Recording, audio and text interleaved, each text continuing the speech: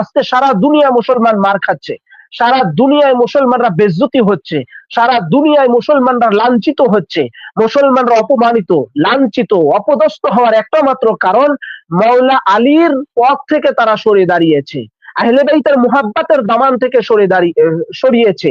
যখন সরে আসছে এই মাওলা আলী হকের রাস্তা সিরাতে মুস্তাকিমের উপরে, আহলে বাইত সিরাতে মুস্তাকিম, এই সিরাতে মুস্তাকিম রাস্তা থেকে যখন এরা ছেড়ে দিয়েছে, মাওলা আলীকে ছেড়ে দিয়েছে, তখন এরা বেজ্জতি, অপমানিত, অপদস্থ, পথে ঘাটে রাজকীয় ভাবে, রাষ্ট্রীয় ভাবে, বিভিন্ন ভাবে এরা অপমানিত, অপদস্থ হওয়া শুরু করেছে। মুসলমান তখনই বিজয় গ্রহণ করবে যখন মাওলা আলী আলাইহিস সালামের কাতারে চলে আসবে, মাওলা আলীর নিকটে চলে আসবে, মাওলা আলীকে মুহাব্বত করবে, ভালোবাসবে, আহলে বাইতের মুহাব্বতের দামানে চলে আসবে, তখন তাদের বিজয় নিশ্চিত হবে। কেন?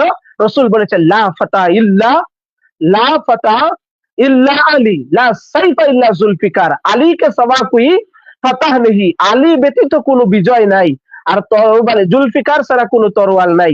তো আলীর পক্ষের, আলীর গুলাম ছাড়া কারো বিজয় হওয়া সম্ভব না।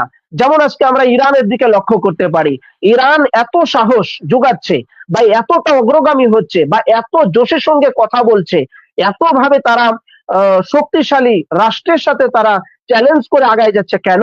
তারা আলী ওয়ালা, আলীর মুহাব্বত করে, আলীর গুলাম, আলীর ভালোবাসে। এই আলীর মুহাব্বত আর ভালোবাসা, এই জজবা থাকার কারণে তারা দুনিয়ার সমস্ত শক্তিকেই তারা কিছু মনে করে না।